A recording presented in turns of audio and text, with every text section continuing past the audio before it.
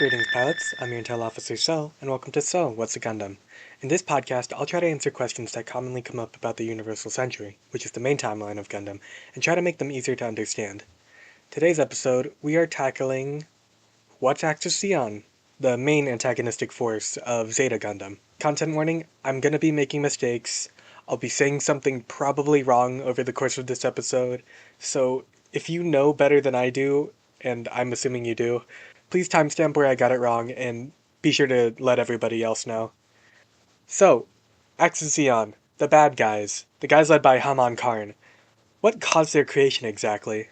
Well, after the fall of the original Principality of Zeon, during the events of the One-Year War, those who were still loyal to the Principality retreated to the base known as Axis, which was a asteroid military base. They would also be referred to as the first Neo-Zeon movement.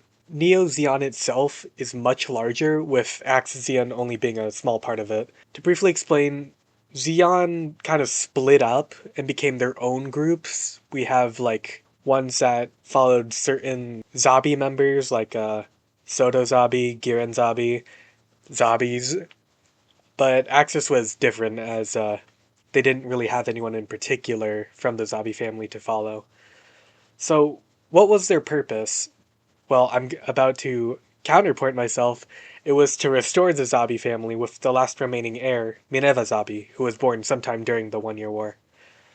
Another is to conquer the Earth Sphere, give the Earth Federation the what for after, such a terrible loss.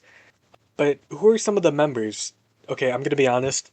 Looking at the website for the Gundam Wiki, I didn't get very much, so I might get something wrong. Just a little warning. But, okay, the first member we're going to be talking about, briefly, is Maharaja Karn, the leading man and a member of Degwin Zabi's inner circle. He started the mass retreat to the Axis base and formed Axis Zeon. Well, eventually he died of natural causes. However, one of his kids would take over, Haman Karn, who would succeed her father and become the supreme leader of Neo Zeon, or at least Axis Zeon for right now. Also, very notably, very important, she had a crush on Char Aznable, but this would not last because Char did not like her, so it's pretty one-sided. She would pilot the mobile suit known as the Kublai. Another little side note, I've always pronounced it as Kublai, but that's probably wrong. Anyways, Haman Karn would be one heck of a leader, inspiring the 30,000 people who were part of Axis into overdrive. I mean, if you were probably in the room with her, you'd probably do anything she says. During the events of Stardust Memory, her group wouldn't exactly participate in any kind of battle, but they would lend out support. They just wouldn't fight, is what I mean.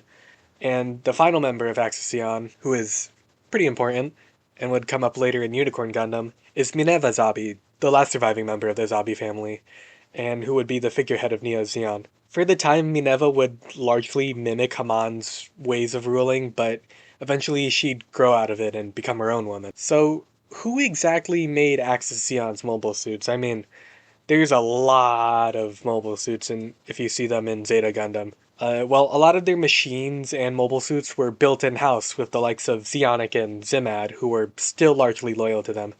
Though, if you can remember from one of my episodes, from the Principality of Zeon episode, some of the members of Zeonic and Zimad would join up with, you-know-who, Anaheim Electronics. So what was Axis Zeon's fate? Well, it isn't exactly written, but it can be assumed the people still part of Axis Zeon would join and become part of the larger group, Neo Zeon, and they would fight in the big fight in Char's Counterattack, the movie. I'm going to be honest, this episode was shorter than I thought it would be, since not too much is written about them, but hopefully the next topic will be better, where I'll be trying to cover what Saikamu weapons are. Those wired weapons that people seem to control with their mind or something like that. That's all for now, pilots. End of briefing.